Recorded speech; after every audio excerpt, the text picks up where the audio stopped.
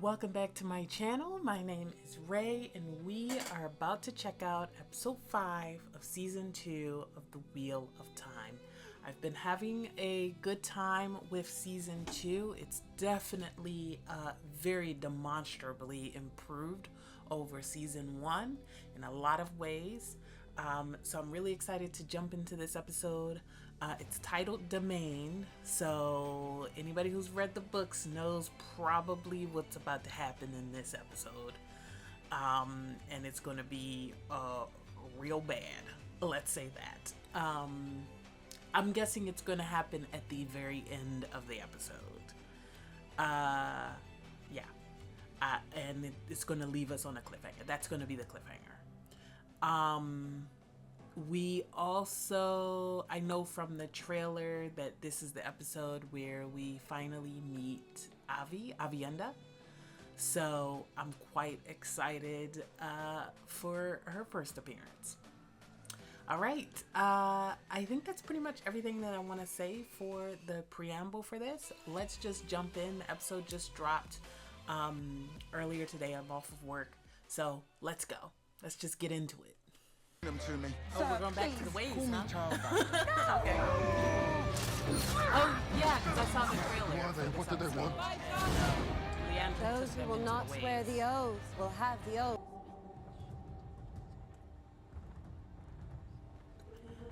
We know why she invaded that village. Very specific reason, of course. So, like, it not making any sense to Lord Turok, High Lord Turok, is, of course, sensible. So she gotta wait till her nails grow again. Oh, it's gonna be a long time, girl, because those were long as fuck. Take her to her chambers. They cut them real short. Oh, man. Not just a little bit. Oh, no. It's gonna take her a real long time to grow those back. And get back to her station. Not Padden Fane. And he ain't got no fear about these people because, let's be honest, he could probably destroy everybody here. Not them doing up Ingtar's hair. I just, by the way, oh yeah, the Horn of Vilea. I just realized, by the way, in between last episode and this episode, that that's Ingtar.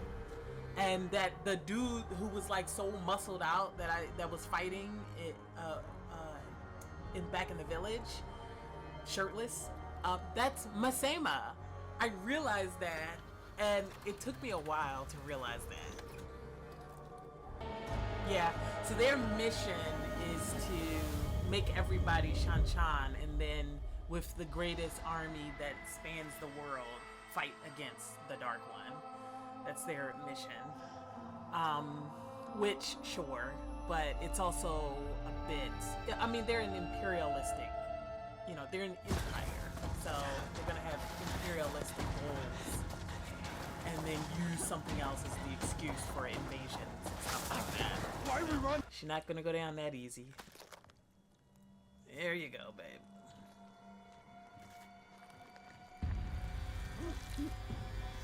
Ooh. But it looks like it hurt. She's not gonna be happy. She's like, God damn! Hey, she cleaned out her shirt too. It ain't even got any blood in it. This night, for however much longer your life lasts. Yeah, you need to come with us and get the fuck out of here. Yeah, she's doing better than What are you doing? the Terran Ferry guy. Oh, we killing these horses? Oh.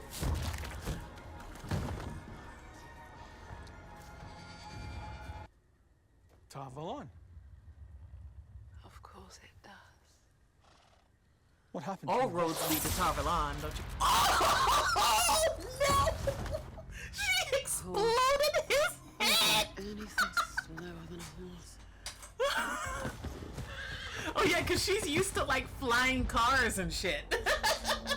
Oh man, cause she's from the late Age of Legends.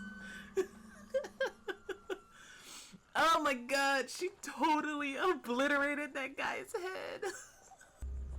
You can't run from what you are, boy.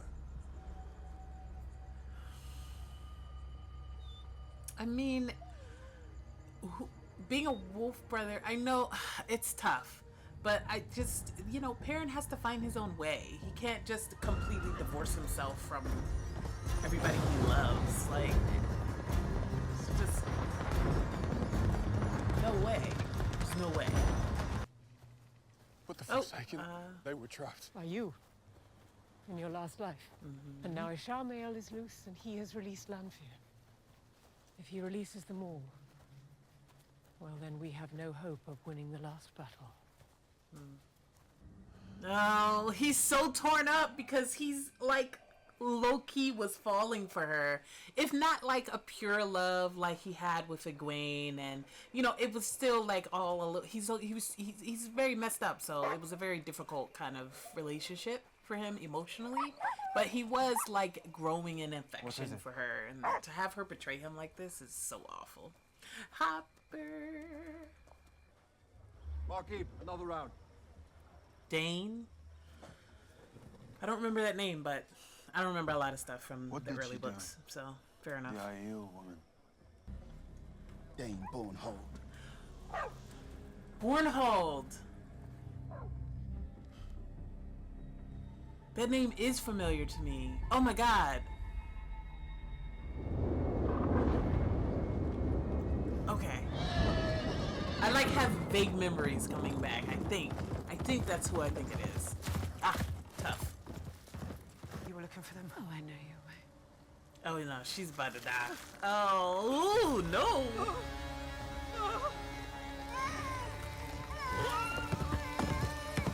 Why do that to her? That's so messed up. She's gonna have to go to Tarvalon and get her mouth cut back open. Or I guess maybe the skin will keep growing and she'll suffocate slow, because that's how the Forsaken roll. I guess she could do that to her. Oh Lord, how is she? Well, I guess she has the one power, so she can drag them all three along however she needs.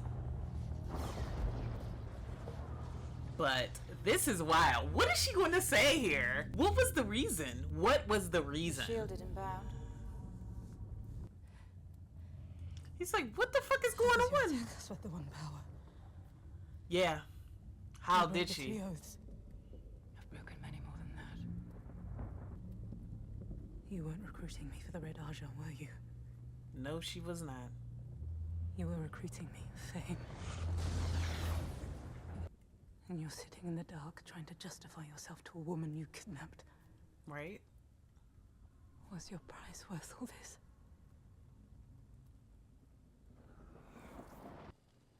You're the one that wanted to go to that filthy fishing village. Yeah, I knew. For what? Because he wanted to get Perrin. An Ogier? Or your pet wolf invitation? And I know why you swore your oaths to the dark. Mm-hmm. Everybody got reasons. I forget myself, my lord. Mm-hmm. It's like, what? Come on, you can't leave her there. It's gonna be fucking loud, though. Yeah, the life supersedes, you know, burying Uno, so there's that. Yeah, do it quiet. There we go. Much better. There we go. Very quiet. You're right. One wetlander puts me in a cage. Another takes me out. I mean, not all Why of do them you are help the me? same, babe. People shouldn't be in cages. That's fair. Attack all at once on my signal. One at a time and she'll have you. Yeah, she will. Are we gonna get some wolf action? Or are we just gonna be fighting them? He's so cute. He's so cute. And Aybara. Do you like to dance? Oh, once the veil comes up, it's over!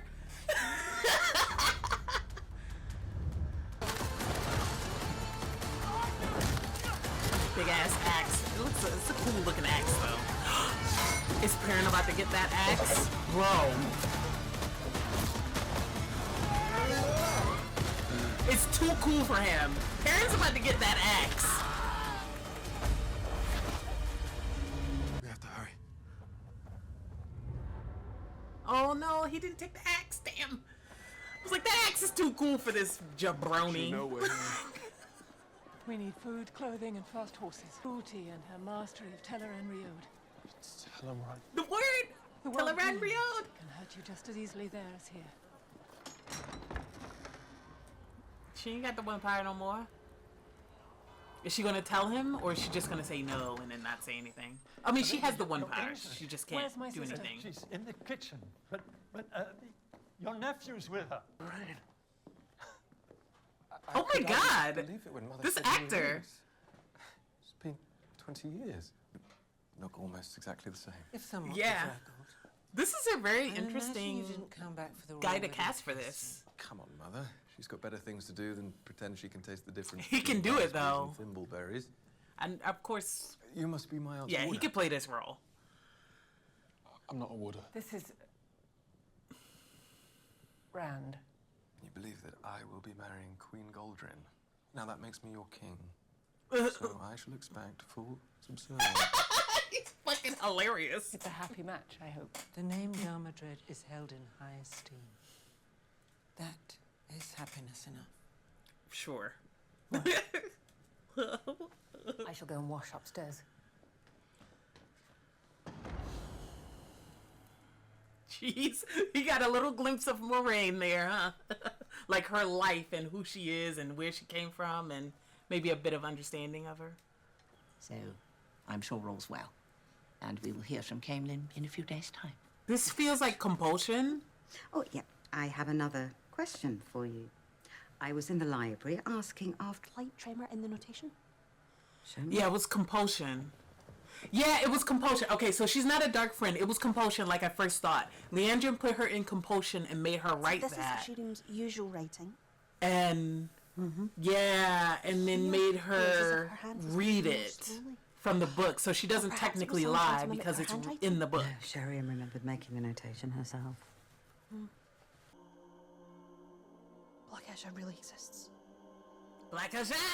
We finally got it name dropped. We need to find the name of a lot of name drops this episode. Teleran Riod, Black Azure.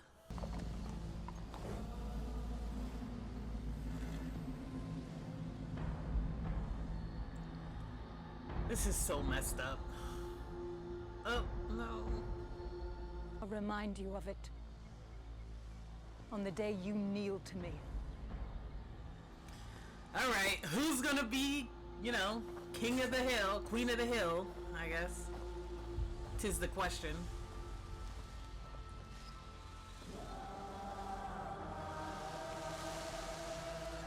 So everybody there must be a dark friend. Ah, she woke him up! Leandrin, that was so sneaky. Fair.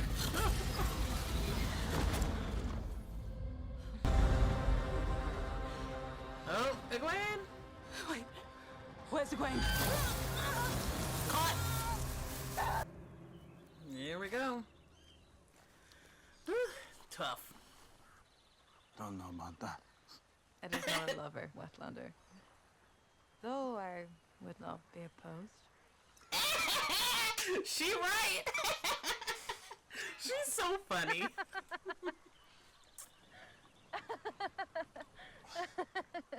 She's so funny.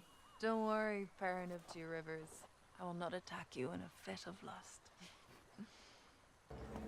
Don't draw any attention to us. Like, what were They're gonna be looking for us. We need to be careful. Oh, I'm so excited to have Elena and Nynaeve paired up again, or for the first time, and then us following their growth. I'm not taking orders from you, Princess. I don't even know you. Oh. Immediately slumped. Sister. Those girls are worth more than gold itself.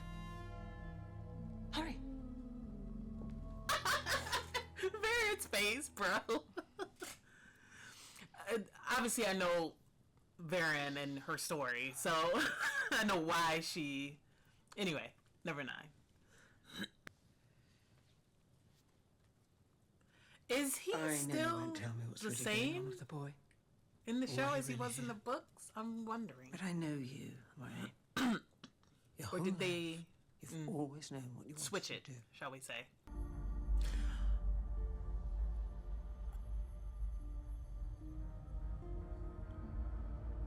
Oh, see? He's so homoerotic with him for no reason. Why? Why is he so homoerotic with him? Oh, his left hand is like, the fuck? Why? Aren't you worried I'll betray you? Yeah, because we know how they are. Will you? Obviously. I love them, like, they work together, but they hate each other. Girl? Do you know why the Great Lord woke me first? Why he speaks only to me?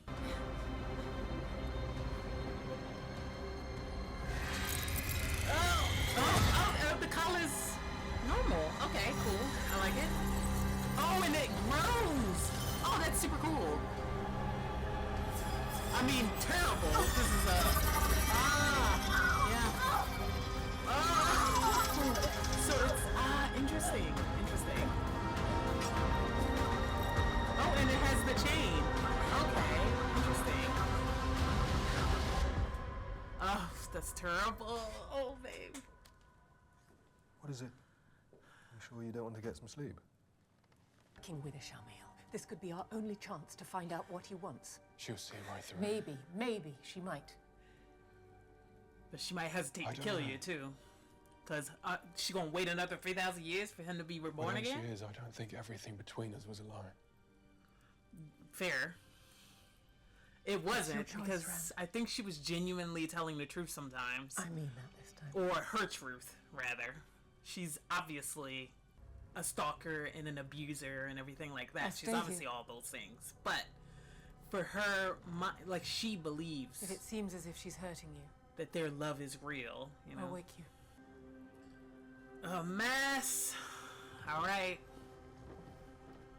What we got to get in here? Because he's going to be in Talanrian Royd for real. Like, in... I was like, why would he... What is this? Oh, she looks good. Although I wish she was in her white dress with the silver belt. Maybe we'll get it later. Finally. See, I thought the cliffhanger was going to be the Adam being put on Egwene and then her fighting against it, or trying to fight against it. Interesting. Okay, so a lot of like lore drop in this episode, by the way. Like, we had Talanrian Royd finally named, and the fact that Lanfear is like the queen of Talanrian Royd. That's like her domain. That's like everything. That's her power, her seat of power, shall we say. We got that Ishamael is getting real good at Talanrian Royd too. Obviously, we know this from season 1 because he was playing all in the dreams of the Emmonsfielders. We got the reveal that Liandrin is a dark friend and can break the 3 O's, or does not have to follow the 3 O's. So, we got more information about the Shanchan and their hierarchy. We've got the mention of the Empress and the Daughter of the 9 Moons. And we got like a deeper understanding, at least a little bit of a taste of an understanding of the Shanchan culture, with the nails having to be cut off, and that means disgrace, and then you gotta wait until they grow long enough, and then you'll have earned your place back into the seat of court. And we got more with Turok. We got to see the Adam being worked. So I know it was like the concern when we first saw the Adam in the finale of episode 8 of season 1. A lot of people were like, I don't know if I like this big breastplate and yada yada yada, but now we can see that they can put it on, and oh yeah, they didn't have the chain, so yada yada, but now we can see they can put it on and it can grow, and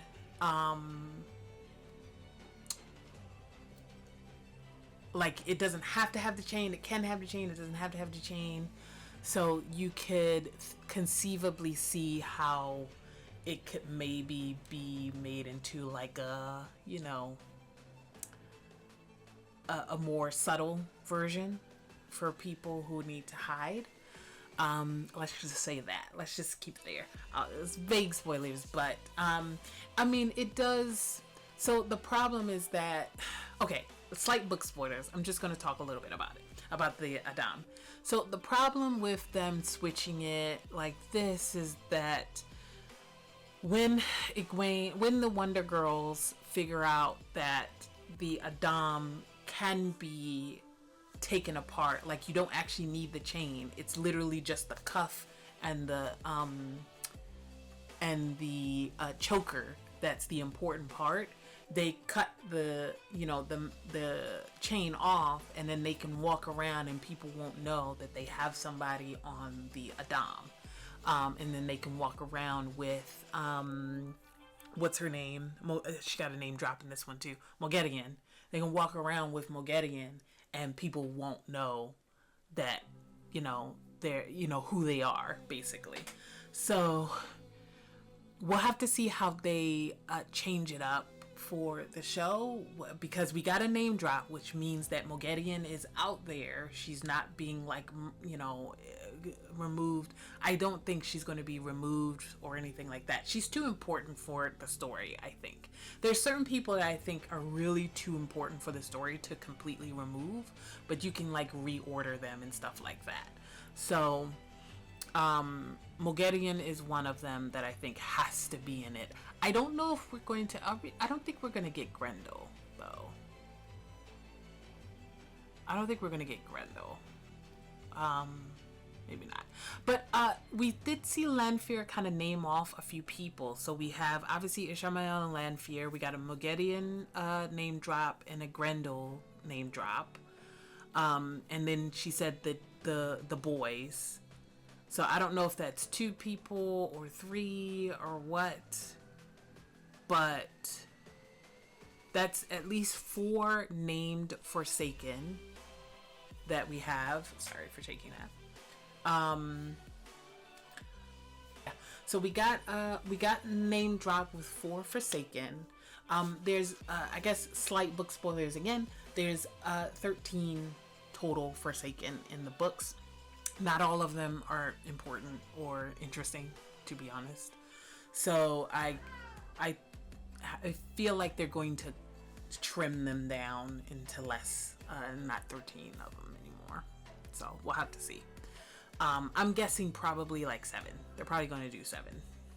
They've made 7 really important. There was 7 Aes Sedai in the episode with Logain as well. I feel like they're going to make that like a full kind of circle, and then maybe like 14 for sorry, these are all book spoilers. Maybe 14 for like a male female combined circle. I'm guessing that's what they're gonna do. Yeah, but anyway, that stuff aside, so we got a lot of lore drop this episode. We got finally we got to meet Avi, and we got a little bit of taste of Aiel culture as well. A lot of culture drops. So we got a lot of Shan-Chan and a lot of the, or a little bit of the Shan-Chan and a little bit of the Aiel culture. And we got Avi talking about To, And you know, she's teamed up with Perrin, and she's going to follow Perrin. Of course, they're all going to Falm. It's all going to go down in Falm. So the question is, so this is episode 5. I know we're having 8 again. So yeah, I'm guessing that we're gonna spend the last 2 episodes actually in Falm, and that'll be like the climax of the season. Yeah, for sure. So everybody's making their way to Falm. Rand is now in Talan Royd with Lanfear, so that's gonna go swimmingly. We'll see. Egwene and Nynaeve have met up with a Aes Sedai in her water, a yellow Aes Sedai in her water. Well, I wonder if the yellow Aes Sedai is going to, if the Aes Sedai is going to try and help Nynaeve, teach Nynaeve a little bit. She needs a mentor who's not, she needs a mentor who's not Liandrin, although it's tough, right? Because the Liandrin-Nynaeve relationship has been built up really well this whole season. Even in this episode, the fact that Liandrin loosed Nynaeve and woke them up to give them a little bit of, I guess, an advantage against the Shan-Chan. It's interesting. I don't know if she did that because Ishamael wanted her to do that, or if that's something that she did. That has me curious, because of course we've made Liandrin a little bit more nuanced, a little bit gray rather than dark, or a little bit less, a little bit more approachable and more understandable as an antagonist. So I wonder if we're having, and we even had Lanfear, like they've done a really interesting job or interesting thing with both Lanfear and Liandrin and Lanfear, where they made them both a little bit more approachable as characters, a little bit more, well, I don't want to say well-rounded, because it's not like they weren't well-rounded in the books. It's just that they were very archetypal. You know, seductress and, you know, just straight up awful, you know, in Leandrin's case. So, like,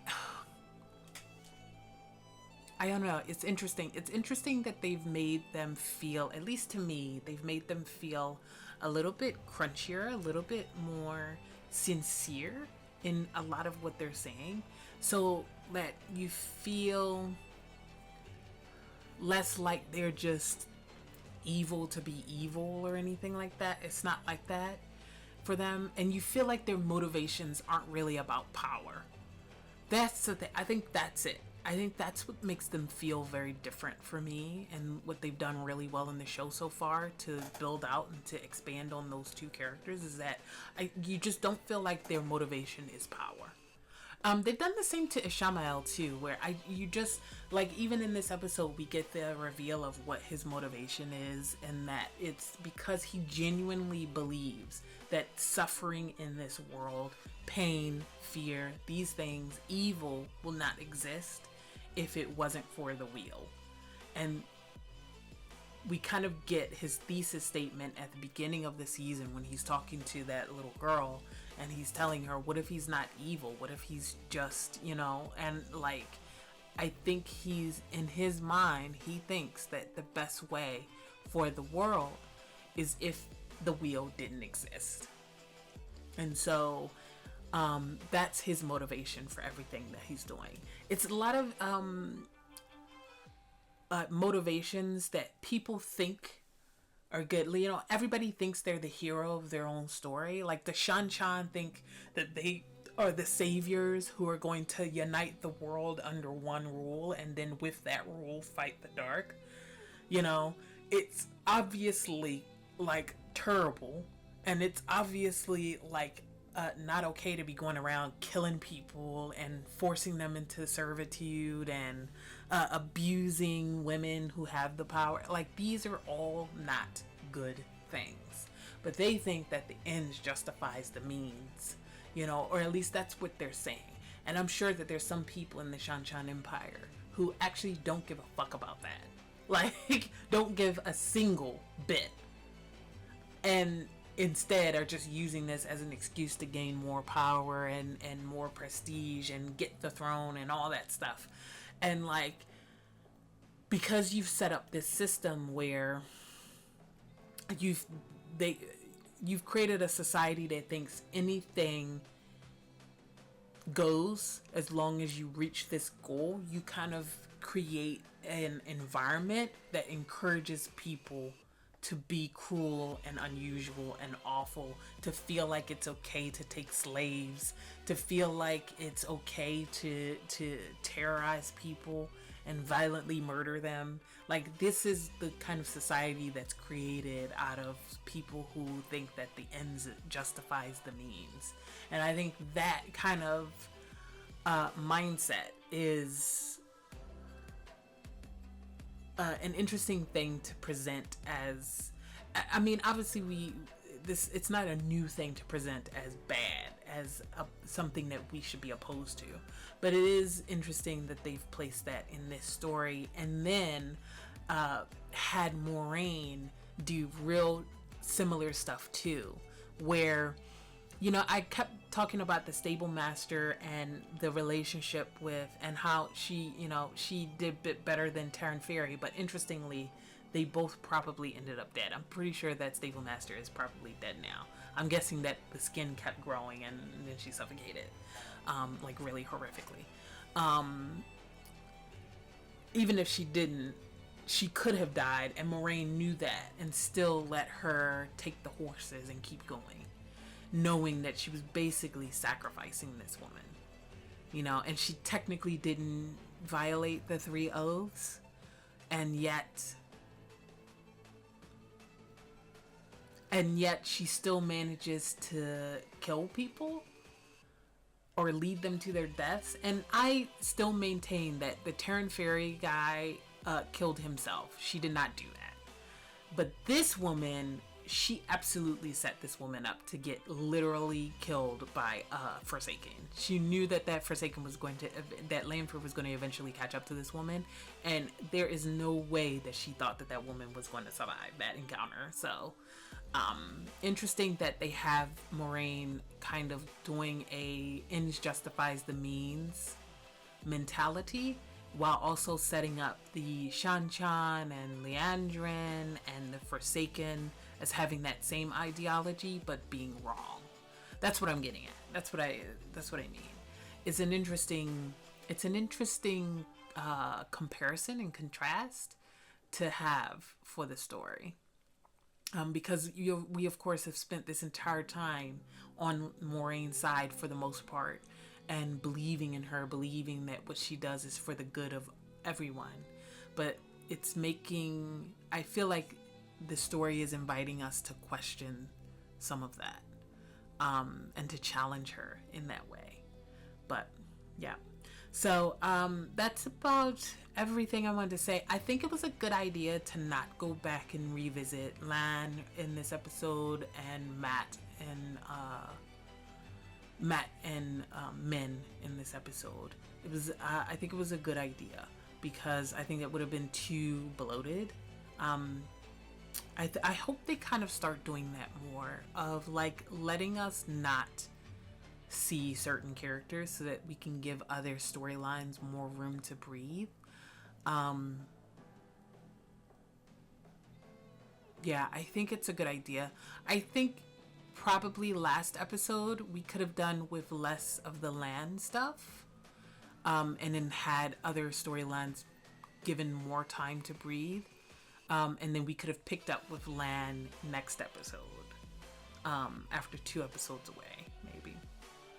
I don't know, maybe a little bit of Lan, like maybe one of those scenes or 2 maximum, but I think we had like 4, and I think that was a bit too much. especially because it's kind of repeating the same information that we kind of already knew about the bond and stuff. So I think we could have done with a little less of that. Again, it's not bad. Like I said, this season has been miles better than the first season in a lot of ways, and a lot of it is because it feels like they have more room to breathe, which is so funny because this season has been mixing and condensing 2 books into one, by the way. Season has been condensing book 2 and book 3 into one season, and it's been doing a really good job of making them kind of merge, and still ultimately get to the same place. So I'm interested to see how we'll finish it out in the last 3 episodes. I'm real excited that Avi is now on screen. My girl. All my girls are now on screen. My favorite girls. It's Nynaeve, Elaine, Min, Avi, Egwene. Well, we have one more girl who's one of my faves, but not most of everybody's fave. Spoiler, I guess, for a name. We still don't got Tuan. I can't wait. Now that we're getting, now that we're getting a little bit more of Tuan's people, I'm real excited to get Tuan. Because she's going to be so wild. So fucking wild, y'all. Like, I know it. It's gonna be, she's gonna put people off so badly. People are gonna struggle with this woman. Let me just say this. And I'm real excited because I do watch other reactors. And I'm real excited to see, especially not show only people. I'm real excited to see how show only people react to Tuan, especially. It's gonna be, there's a handful of things that I'm really excited about, and it's Tuan, and there's a couple of like big scenes. I think I talked about it in the season 2 trailer reaction, which I probably will not be posting, so I'll talk a little bit about it here. This is all a book spoiler section. I'm just gonna put up a little, I don't know, card to say that this is all gonna be book spoilers, or not super spoilers, but just I'm gonna be talking about it a little bit more heavily here. I'm excited to see the bowl. What's it called? The Bowl of Winds, whatever. I'm excited to get to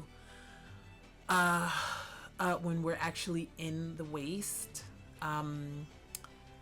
Rudain, whatever. I'm excited for that. I'm sorry, I'm real bad at pronouncing things. Apparently, I always pronounce them domain, and they're actually domine. So, there we go. I genuinely, when I said, I don't know if I said that here in my season watch, or if I said it in the season 2 trailer, which I'm not going to release, but I did not read that glossary. I know there's a glossary for how to say all the words and stuff. I did not read that. Sorry.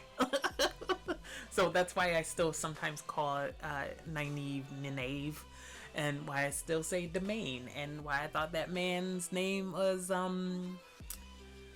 Barthanes and not Barthanes. Oh, speaking of which, since we're in the book spoiler section,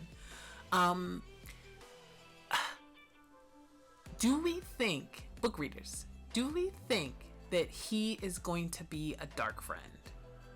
Or do we think they've switched it to be Anver now? Because he was a dark friend, if I remember correctly, he was a dark friend in the books. And there was like a whole thing. But now I'm wondering if they switched it to Anver instead. Or maybe it's both of them? Maybe they both are. I'm curious. I'm very curious. Yeah, and me finally recognizing that was Ingtar. Goodness. So I think his story is going to be relatively the same as in the books, to be honest. Let's just say that. And Masema, I think his story is going to be the same too. But I'm curious. I'm guessing that we're going to get, everybody's going to meet in Falm. And we're going to have Rand finally meet them in Falm. Or after the events. Oh, maybe not, because I don't think... it's tough to say. It's tough to say. But I do think eventually everybody's going to meet in Falm. Yeah. I think that's where we're going. Oh, we got Black Aja name drop. Finally. We finally can talk about the Black Aja. We finally can talk about the Black Aja. So, I'm very excited about that. Yeah, we'll have to see. So, I think I've talked enough. I've talked quite a bit. This is going to be a very long episode. I might cut this up into 2, I think, maybe. Just for the sake of, YouTube. But I think we'll go ahead and leave it there. I'm excited for next episode. And I can't wait until we jump into the rest of the season. All right. I'll talk to you guys next time. Feel free to like, comment, subscribe. And as always, if you need or if you want, you can go to my Patreon and watch full length. If not, don't worry about it. I'm going to post as much as I can on YouTube. My Patreon is going to basically be mostly just full length vault, an extended cut vault. I will say that I have been editing some of my reactions that I've been pre-filming. I've been pre-filming a lot of stuff, and unfortunately some of the stuff got lost. I still have all of the episodes for the Wheel of Time, but there are a couple episodes that are going to only be like the shortened cut and not the full length. So for those, I'll kind of put up a notice about it, because unfortunately I lost some of the footage, but it's okay. It's okay. And some other stuff not having to do with Wheel of Time, but I lost a couple episodes from some other shows that I was doing. I'm not going to get into why, but whatever. It's fine. It's fine. It is what it is. I have most of it still recorded and saved, so it's all good. It's all good. So, all right. I will go ahead and end it there. Like I said, feel free to like, comment, subscribe. Join my Patreon if you want. Hit the notification bell, all those things. This is YouTube. You know what to do. And we will talk in the next one. All right. Bye.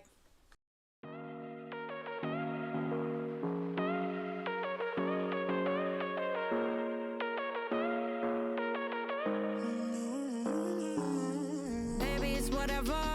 All this ever, but you long gone. It don't matter.